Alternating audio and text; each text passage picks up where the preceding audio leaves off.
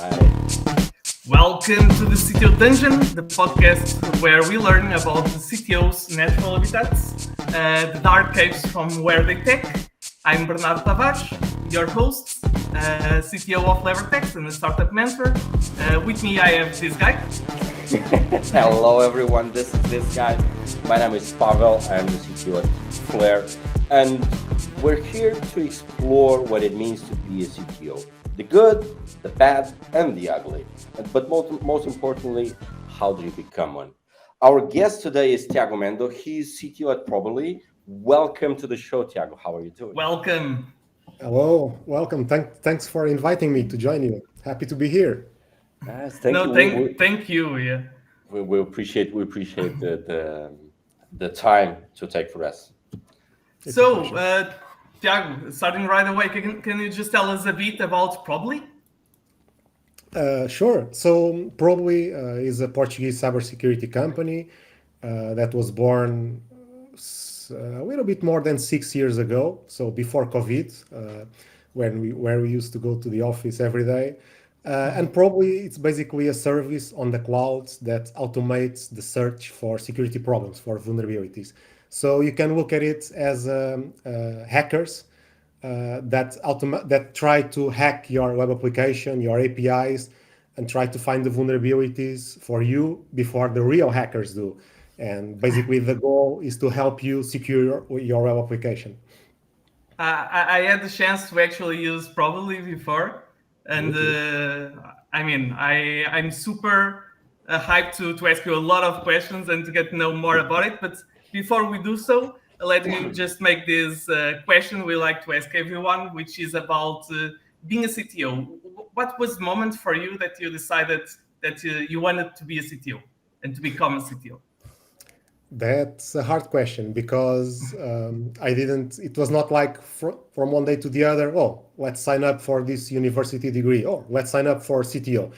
It was, I don't know. It was more an ongoing process. So the story goes as my CEO Nuno inviting me or challenging me to build a startup. So we were working together for a few years already, and we in the cybersecurity field we had some ideas, some things that we thought it was cool to do, and we felt the market would be open to it. And eventually, one day, everything lined up, and we were challenged to quit our company. At that time, it was Portugal Telecom, now Altice. And that's when I was challenged to create a startup. So it was not immediately to be a CTO, but immediately after we figure out, okay, a startup needs to have a CEO, needs to have a CTO, and these are at least two of the main roles or acronyms we need to have. So basically, in the beginning, I would say I was more like a CTO just on the paper because I was like all the other co-founders in the team, coding, doing everything that needs to be done. I was actually doing more work as a company manager than as a CTO. But eventually, as the company grew and we start hiring people and start having customers, that's when the CTO role settled in, and damn it, I'm a CTO. I have responsibilities. Let me see what being a CTO means. Actually, I've checked that before, but that's when it hit me that okay, now I need to act as a real CTO. I need to strive to be as good as my peers. So it's more or less like this, the story. It wasn't from one day to the other. It was a process. Awesome. It was quite organic. Yeah, basically that. It was very organic, yes. Yeah. I feel like in the startup world, it's kind of that you were the first guy that you start coding, you know everything, and you know the shortcomings that you took just to put this in production. But I'm actually quite curious. So you were working with Nuno, and then both decided and were challenged to create a company. You became the CTO because I'm assuming you knew how to code, and Nuno doesn't. So Actually, I think Nuno is quite savvy. No, yeah. okay. So yeah, I was. So the company has 6 founders, and Oh, okay. yeah, it's a lot of people. It's a party. Normally, investors don't like that many founders because there's normally a lot of egos. But in the end of the day, there's 2 on the board and doing the management. So it's not like every founder is every day taking a vote on every single decision of the company. So it works. But well, I became the CTO. Nuno became the CEO because he was definitely the person, the more experienced one, especially in managing teams. He had managed teams before. He had actually had a small company a lot of years ago, and I was the second person with more experience, more professional experience, both in technology, in the security field, and also in managing people and building the bridge between the technology and the coders and the people and the product and the business. So it was very natural for me to be invited, and it was a mix of an invitation with an agreement. So it was very organic. It was very natural for me to take that role based on my knowledge and also my experience, not only with the technical side but also with the non-technical, which is critical for a CTO. Okay. And I interrupt your question. No. It's okay. It's fine. But I'm actually quite curious. So you started this when the first when I'm curious about the first months or maybe the first year. So all of a sudden, like you have a company and responsibilities. What was your Transition. transition, or how did you transition from one position to another? It was I was going to say a painful experience, but it wasn't. It was fun because so the company there is a guy, Celso Martinho, one of the founders of Sapo, and when he left Bright Sapo, Pixel as well, right? Von Bright Pixel, when he left Sapo, and he founded Bright Pixel, he kind of challenges the founders of Probably to co-found Bright Pixel with him, and at the same time come up with a startup. So we had the ideas before, and everything aligns regarding like ideas and meeting investors and getting the initial funding so we can quit from our jobs and start working on Probably. And so in the first year, actually the first year as Probably was different from any other startup I know, because normally people get either they have some pocket money or they don't, and they start working on something, and then eventually they get a customer or they get an investor, and then that's when the company starts growing. In the very first year of Probably, we were actually employees of Bright Pixel. So Bright Pixel, as a startup incubator, hired us and basically said, "Look, guys, we are going to pay you to create the MVP of Probably, and if everything goes as planned, in 1 year you spin off. We take a part of the company because for 1 year they were supporting the expenses, and that's how it happened. So during 1 year, we were in I would say comfortable position because we had a salary. That helps. That helps Yeah, a lot. Yeah. it was comfortable, but at the same time we were in contact with investors, with potential customers from all the relations that Celso and Bright Pixel and we had. And the first year was really atypical. So because in the first 3 months, my first 3 months after quitting, so I quitted, and in the first 3 months I had a kid, my first kid. I changed house, and I joined Pro. So all at the same time. So it was an eventful year for sure. No, yeah, I completely restarted my life. So, but it was really smooth, and I think it went really well. One reason for sure was the comfort of being under the umbrella of Bright Pixel. That made everything much smoother. And Bright Pixel was not only Proly, it was also around 15 other people that were really good, really skilled, that would help us discussing, brainstorming, sometimes helping with the code. So that really helped. And also the That's founders. awesome. I've been working with the founders for a few years. So it was like from one day we were working in one office, the other day we were working in another office. So the core team was the same. So that was really good. I knew I could trust those guys, and that was really good. But yeah, it was challenging because we didn't knew if we could build the MVP. We didn't know if we could get the customers or the investors. So there was some stress, definitely. Awesome. And now I think it's 5 years after you Yeah. raise 10 million, I Uh, believe. Not 10 million, a little bit shy than 10 million, almost 8 millions from our Series A.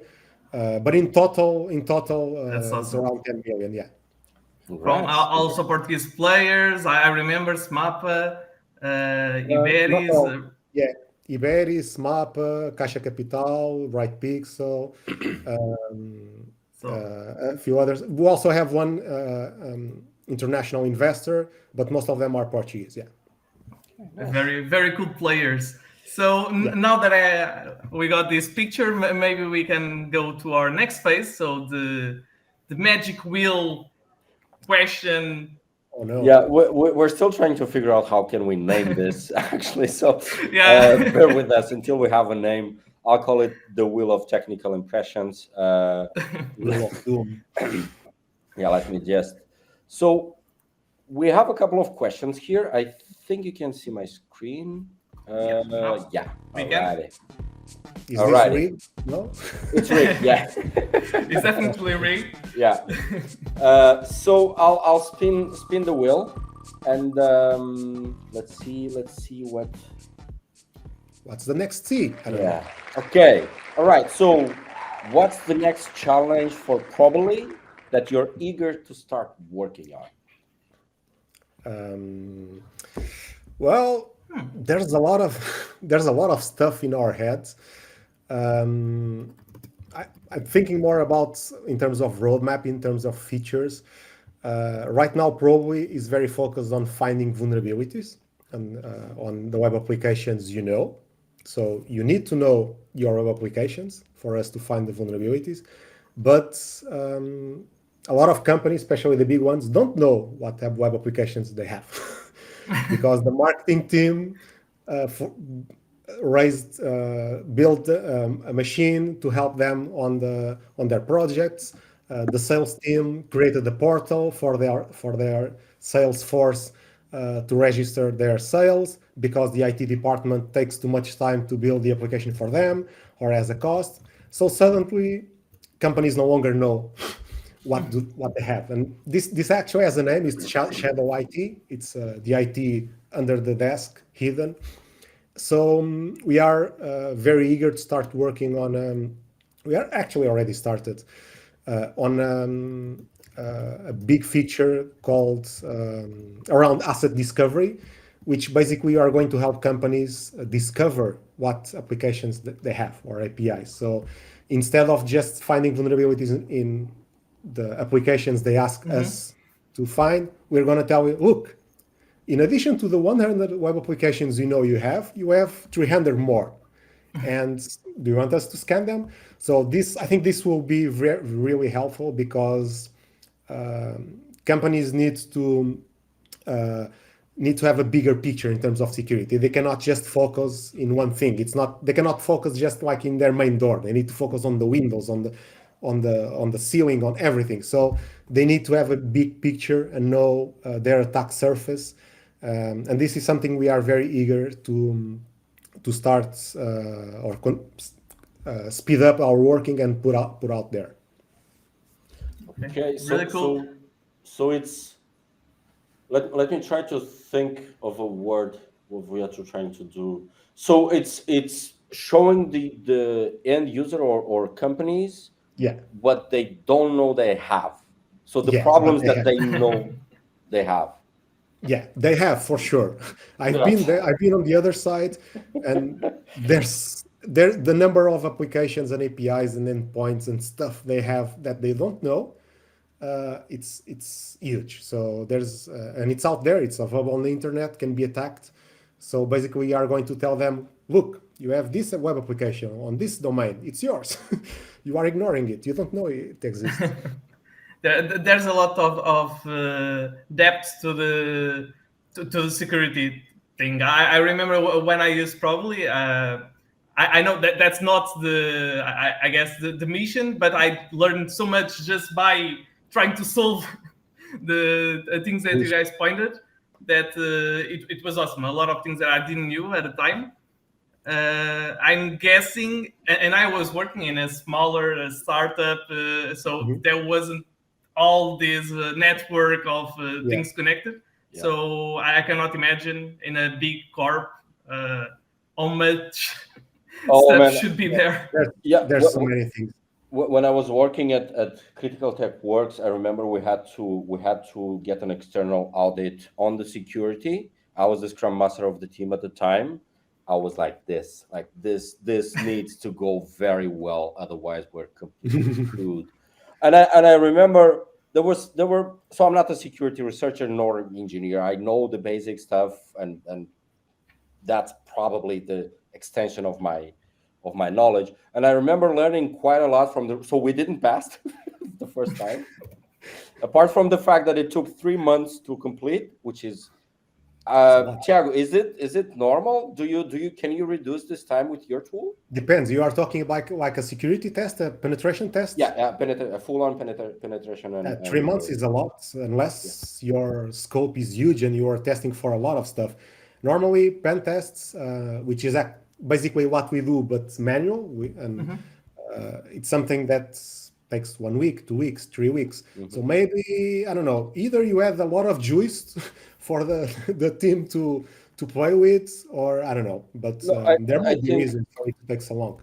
I think finding a critical tech works part of BMW. It's a huge machine. It takes a long time to Yeah. move Okay. something forward. It's huge. Yeah. Yeah, so I think what took the longest was to actually find the company that will do that pen test. Yeah. Makes sense. So that's what I. So I have one question. I'm wondering, yeah, would you say your company somehow competes with the typical IT consultancy that provides security solutions, or is more for internal use of each company only? Or maybe Yeah. you are even helping them, the consultants. I don't know. Now it's a good question. So it's in Portugal.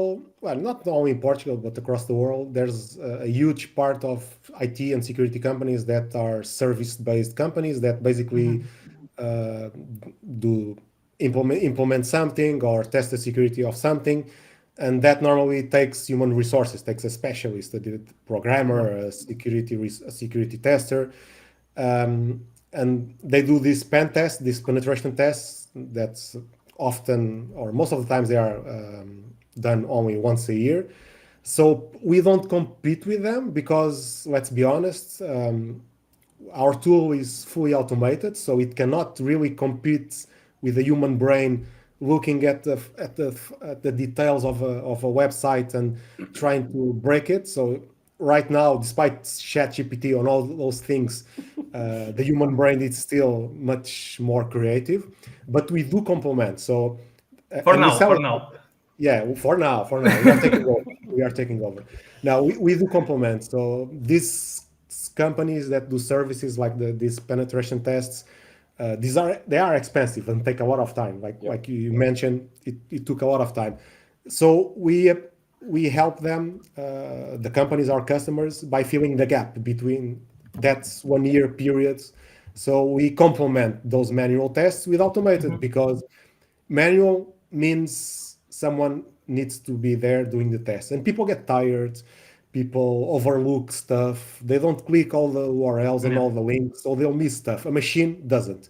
So basically, it complements. So it's not competition, um, but we complement. So we complement those services. And actually, we have partnerships with one or two companies that offer those services, but they cannot offer automated scanning, and that's when we come in. We come in with the automated, and we scan daily, and our scanner never gets tired.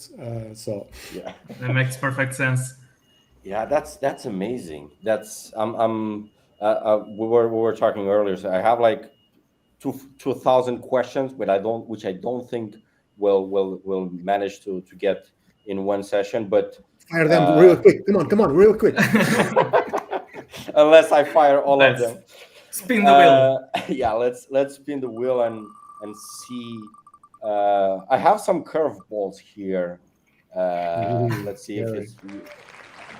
Oh yeah, that's the curveball. I was checking your blog, and actually I'm really curious about this partnership. So can you talk more about how you discovered Security Headers, which is a company from USA, I believe? UK. UK. Okay, sorry. And why you decided to join forces with them, and what kind of relationship is? Did you bought it? Did they? Yeah. I know the joint forces is ambiguous, right? What it means, joint forces? Are they married or something? I don't know. So Security Headers is a creation from Scott Helm, a security researcher, security curious, someone that started to learn about security and got curious, got better, and one day Scott was trying to check for the security headers of some websites, and it was like, I'm doing this manual. There must be a way to automate the testing of security headers on a lot of sites, and there wasn't. There was no tool. So we basically built a really simple web application, a website where you put the URL and you hit scan, and a few seconds later you get a scoring like from A to F and some details about the security headers you have or you don't have on that website. And if you fix and if you add that security headers, your web application becomes a little bit more safer. It becomes a little bit more protected. And eventually, I can't remember how many years this was. It wasn't that long ago, but the site grew in success, and it became like the de facto standard for checking security headers. And last week we celebrated, or security headers celebrated 200 millions, I don't know, a huge number Yeah. of scans. So it's a lot of scans. And we used it before probably. We use it during probably sometimes, like, let me quickly check the security headers of this website instead of doing manually. And a few years ago, we decided to sponsor the project. Let's put our logo there, because it made sense. So we approached Scott, and this was like a free project open for everyone. So he wouldn't let anyone sponsor the project because it would ruin the reputation and the community feel that the security headers had. But he felt a connection with us. It made sense because security headers basically does. You need to look at security headers like a really surface scan, really shallow, and then probably goes deeper. So security headers can be seen as a starting point, and if you want to go deeper, you go to probably. So it made sense for us to sponsor it, and Scott liked the idea, and this went for, I don't know, maybe 2 years, and I think for 2 years we were the only sponsor of security headers, and we had like some discrete links to us and some marketing on security headers. And one day, like in a casual conversation, because we talk a lot with Scott, like how can we strengthen this sponsorship? How can we make the two products, like your open source community free products, work together with Probly for mutual benefit? And in the middle of a conversation, and I think it was Scott, why don't you acquire us? And basically, that's what ended up happening. We actually acquired Security Others, the product, the brand. Scott works with us, he collaborates with us, and it's still working on the project Security Others. But now Security Others is under our umbrella, and our goal is basically to keep it free forever for the community, like it is, but add features. So we Awesome. the last thing we want was to buy something that it's the community loves and destroy it, like I don't know, maybe Twitter. Um, Whoops. Oops, Yeah. I didn't say that. Yeah. But so our goal is to add features, and we have some cool features in our roadmap for free to give more value to the users of the security headers. So we don't want to change it. We just want to improve it slowly, without defacing or destroying the credibility that the brand has. Yeah. I love that Congratulations. you guys are you are very in many communities as well regarding security. So you are involved, and Yeah. that for me strikes as you have a mission also to try to make companies safer, and a No, mission yeah. towards security, and not only the business itself. I love that feeling. At least Yeah. it No, strikes yeah. me We as that. we like to give back. The security community in Portugal and in general in the world is very quiz, very tight. We all know each other. Well, in Portugal, not in the world. It's getting harder as more professionals, as we have more professionals, but the community is strong, so it's really easy for you to want to give back and to help and also us as probably and as security professionals and as developers engineers, we also benefited a lot from open source tools and from the Yeah. community. So we want it makes sense to give back, right? Help the people that dedicate their free time to the community, to tools, and we try to give as much as possible. We try to help with different initiatives, some within Probly, some personal initiatives. But yeah, we love to give back to the community. Yeah, I will. We'll definitely put the security headers website and probably website Right? on our description so people can have it. I'll poke around as well. I'm actually quite curious. And speaking of curiosity, why don't we spin the Spin wheel? the wheel. Well, Far let's so see. good. Easy questions. Yeah, easy questions. Okay. Ah, god damn it! I As a had one. co-founder, As a co-founder, what has been the most challenging aspect of growing probably from the ground up? that's interesting. Mm, the most challenging from Let's say growing Probably. after 1 year, There were no after challenge, or you're just picking one? No, there's a lot of challenges. I'm trying to pick one. Well, one of them is not necessarily as well. It's more a startup thing. It's managing priorities. Yeah.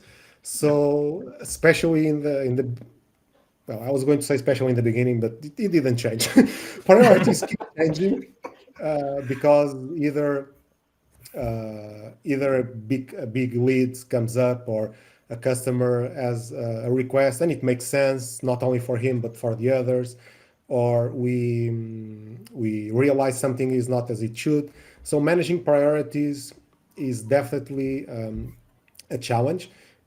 We know what are the priorities. The challenge is more handling the frequent change of priorities and sometimes stopping something that it's already undergoing a development and asking the developers, the team, to stop it and switch contexts, which is awful, and start doing something else, and putting stuff in the middle and on top of the priorities that were not planned, and still trying to keep keep with the roadmap. That's definitely a challenge. And balancing all of those, like because everything is important, everything is urgent. It's a challenge. Recently, I sat down with Nuno, and of course we talk a lot. We are We've been working together since 2008, so it's been a long time. But recently, regarding priorities, we did a small exercise, which was I challenge him. We need to be able to put all the priorities in a single line. I know that some have very similar priorities, but we should be able to put all of them in an order. That tomorrow the order might change, but that will help us a lot. Yeah. Having a clear view and giving a clear view to the company of what the priorities are at the given moment. So that was definitely a challenge. Handling legacy, not legacy, technical depths, lack of tests, also a challenge. And the teams, managing the growing of the team has been challenging. Hiring is getting or got more challenging in the last years with remote working and all the opportunities that suddenly opened up for everyone. But yeah, a lot of stuff, a lot of. They seem like growing pains. So is, I guess, pains that you want to have. No, yeah, definitely. It's like scale problems. I want to have scale problems. I want to have. It's good problems. I don't mind having them. But yeah. Speaking of technical depth, I won't turn the wheel, but there's that question there, which I actually want to maybe approach, which is how do you approach, how do you handle technical depth? I know it's a wide Yeah. wide open question, but what I'm essentially trying to say is ask, or at least know, is how your team tackles that, because your team wants shiny stuff, knows for a fact that something needs to be solved, and you as the CTO know that, look, I know this is happening, been there, done that, that's let's push through. How do you handle that? That's a good question. I don't know. We don't have technical depth, so I don't know what you're talking about. I'm kidding. We have Amazing. And technical also, depth. do you have security issues? No. Not that we know. No, we have them, but we don't know. No, I'm kidding. We have technical depth, of course, since the first day. So you need to make a lot of decisions to deliver something fast and not necessarily code that is written perfectly and scales a lot. And that brings technical depth because you choose a library that's easier to implement, but it's limited, or I don't know, whatever reason. So, and the way we handle technical depth, and we have been handling it better as we are more mature, is to make it a first-class citizen among the other stuff we have to do, like features from the roadmap. And I try to put them really visible in the roadmap. So we have different roadmaps. Of course, we have a roadmap that is visible, that's more public, and we have a little bit more detailed roadmaps with internal tasks that include technical depth. So that's something that helps, putting it in front of our face as a first-class citizen, because even if we don't tackle it immediately, at least it's present and we don't forget about it.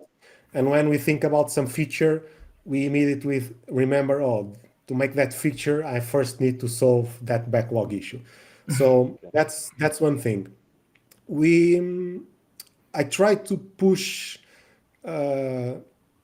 some technical depth issues to be fixed whenever possible. When I see there's some slack in the teams, sometimes there's a small mismatch between the team's workload, and I don't know, the front end team has a little bit more slack, so let's push something from the backlog from the technical lab to them. Nowadays, I normally don't need to worry about it because the teams are really autonomous and they know what to pick.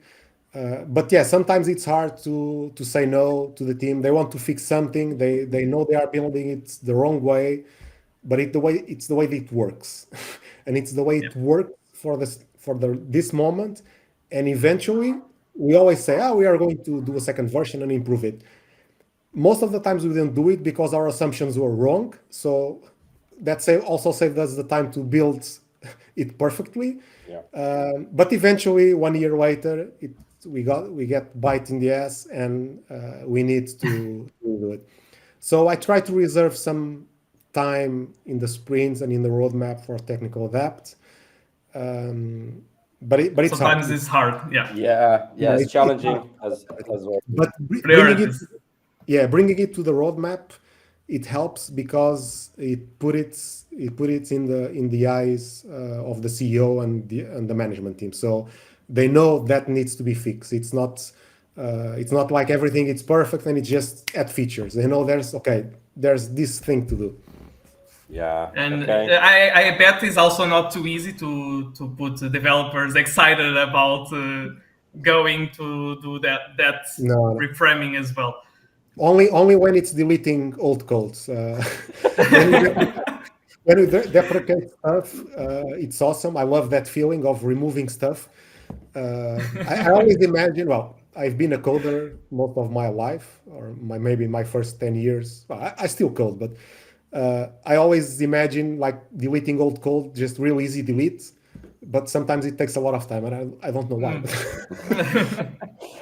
Yeah, always seems easier. Yeah, when you're not All doing right. it. Let's spin it again, Pavel. Yeah, are you ready? I'm hoping for one spicy question, but I don't really have control over this. We can spin it Come on. again and again and again until we get to the one we want more. Okay. So how did the landscape change since early 20s, and how does probably adapt to these changes? So very Early 20s. So I started working in 2004. So I still got the early 20s. there were still telesell. Yeah. I think so. I'm actually afraid people don't know what telesell is. I think so. I can't remember. Everything is a little bit vague from that time. But yeah, I remember the name Telesel. Not sure if I was already working. I think Netcable also existed at that time. I think so. Yeah, I was meant to say telecom, Tiago. My mistake. Yeah. Don't worry. So it changed. Yeah, it changed a lot. One thing that changed, and I kind of went with that one, was a shift in. So 20 years ago, there was a lot of focus on network security, the networks, the firewalls. If the servers on the company network are secure, if I can connect to another computer in my network, and most of the attacks and teams were focused on network security and setting up firewalls, and no one talked about web applications and APIs and mobiles. And that was a great change that we went from 2000 until today, where the focus shifted a little bit from the network, and now we take the network for granted. It works and it's secure. Firewall, it's there or it isn't. I don't know. I don't care. And now the focus changed to web applications, to sites, to APIs, to mobile, to IoT, and suddenly everyone now has their life online. So in the early 2000, I don't know. I can't remember doing anything online. Maybe I don't know, browsing the web, just that, searching for stuff. And now you can, I don't know, do basically everything. You can do everything online. So that means all your life is at a distance of password. So it's protected by a password, potentially weak. Small wall. Yeah, it's a Thin small wall. wall. Before that, we had to go inside the people's houses, inside the companies, to attack the computers, to attack the networks. So that was a big change in focus. And in my career, in the beginning, I started more focused on network security, And only in maybe around 2008, I changed a little bit more to the web applications, and now recently to the APIs. I also got my hands on mobile security, which I hate, and IoT. It's a mess when it involves hardware and weird devices. So that was a huge change. Putting everything online and everything accessible everywhere, and it changed our lives. And recently, the work from home, suddenly the company services are no longer exposed only in the company's network. They are accessible everywhere, so everyone can try to access them. So those were big changes, huge ones. Man, All right. I cannot even recall when I was start programming, and it was not that long ago. Things were different. So since 23 years ago, we were still dialing via Yeah, ADSL and stuff. yeah, So it was hearing those another world. noises, and our mother coming. Yeah, disconnect that immediately. I need to call someone. Yeah. Okay, so Pavel did a funny thing with the wheel. Yeah, so I wanted to ask a question, and there's a big reason why I have this question, which is the idea behind the question is to get a better understanding of what. Let's make the question. There you have. So I'll That's spin right. I'll spin the wheel. I don't really know what question there will be, but Yeah, let's see if you get lucky. yeah, okay. Oh, damn it. Sorry if this is putting you on the spot, but the idea is to actually understand what are you looking for? What's a good CTO? Well, a good CTO that could replace me needs to be really good, so it doesn't bother me while I enjoy my retirement. Uh, I always tell my team when they do their work, and then shortly before they're going on holidays, for them to prepare, so they make sure they don't get bothered during the holidays. So aim for that, and I'm pretty sure the work will be good, and you won't be bothered during the holidays. I don't That's know a great goal.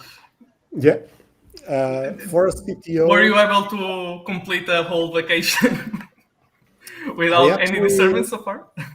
I actually did, and actually my last holidays were my first holidays ever without a computer. But I took the tablet.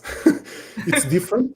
Yeah. It's different, but it was my first ever holidays without a computer. It was weird, but yeah, nowadays it's more easy to go on holidays and disconnect. I cannot fully disconnect because I'm one of the two managing partners, so there's always something to sign or to answer. Um, but yeah, right now I'm able to enjoy holidays. It's working well. Regarding The CTO. qualities, well, knowing the business is really important, and this is something you can learn. It's not necessarily something you need to know beforehand, but knowing the business is really important, because if you are only the T in CTO, only the technical guy, you forget about the business, you get excited, you try to do the right things, and those are not necessarily the things good for the business. So you really need to know how you make money, so you can really weight the decisions, and the costs, and make sure you are doing a good job for the company as a whole, not only from the technical point of view. You need to know the technology, and that is something that you need to know beforehand. Of course, you can learn a little bit more in depth. I don't know, if you are a CTO in a security company, you can learn about security, but you need to have a strong foundations. Otherwise, your teams will talk to you and you won't understand anything, and you will need to delegate all your decisions, which might not necessarily be bad, but you won't be understanding what you are delegating and the decisions. So know the technology, how things work in general. Be pragmatic. You need to be really pragmatic because you're going to be flooded with questions, decisions. And then you need to make good decisions, both technologically and from the business point of view. So you need to be pragmatic, so you can deliver fast, and you need to have a strong empathy. So, and this is, I combine this with communication, because basically I think 90% of your job is communicating, is talking with people. You need to talk with your team. You need to get the right message through. You need to understand what they are saying, what they are concerned, what they are not saying.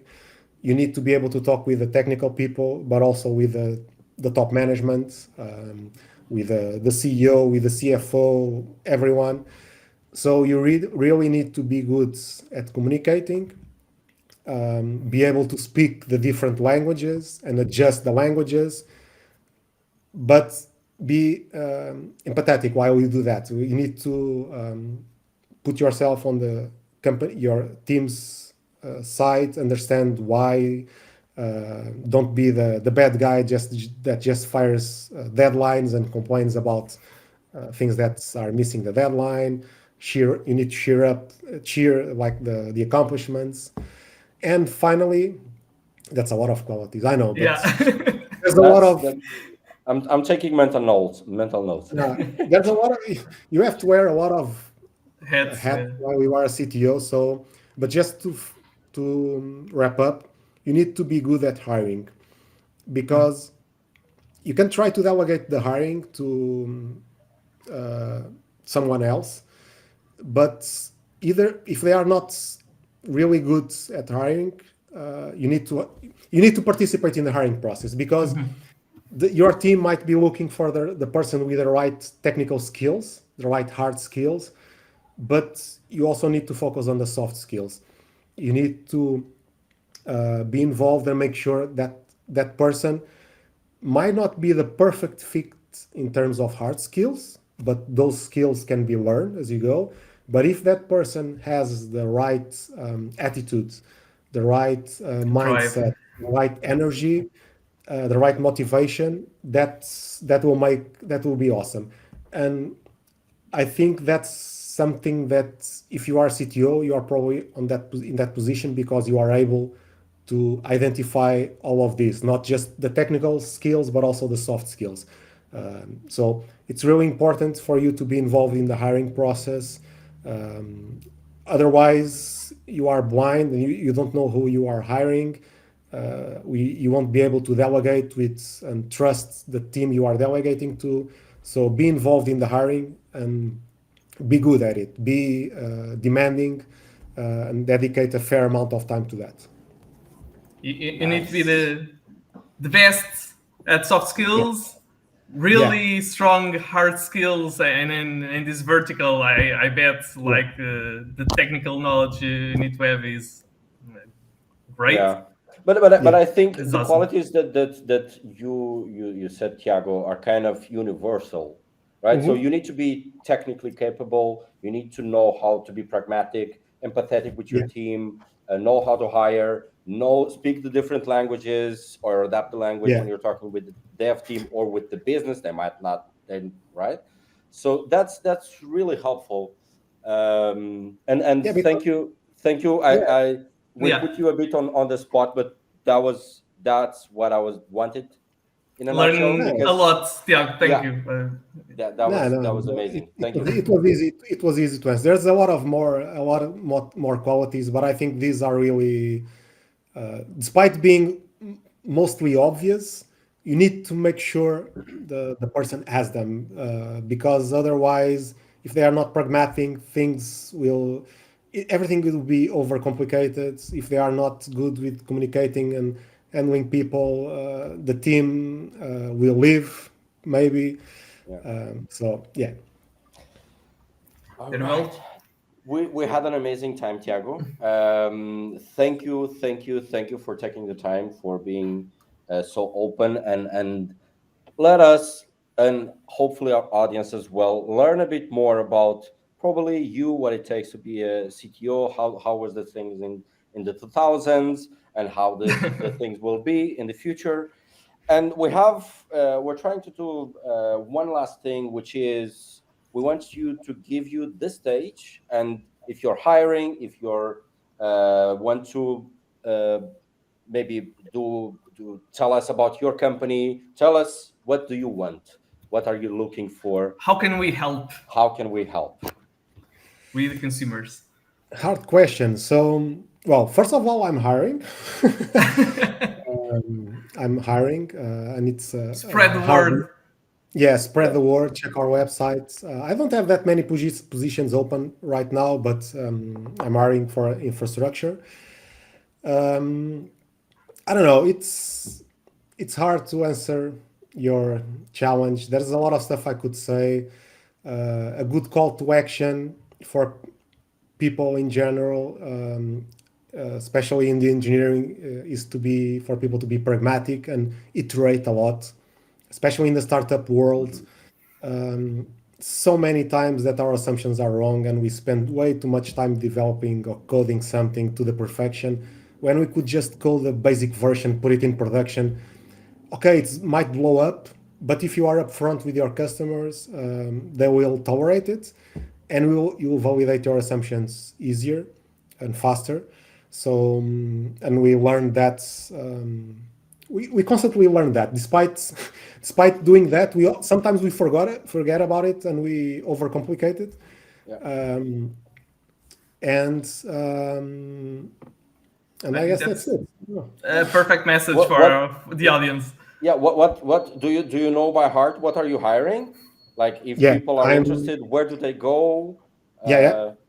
So they can go to careers.probably.com. I had to check. Yeah. careers.probably.com. Right now, I'm hiring a backend position. So someone that has experience with the Django REST framework. And I'm also hiring for infrastructure, site reliability infrastructure. So both fun positions where you have the opportunity to break everything. Please don't, but that will eventually happen. And yeah, two positions, fully remote.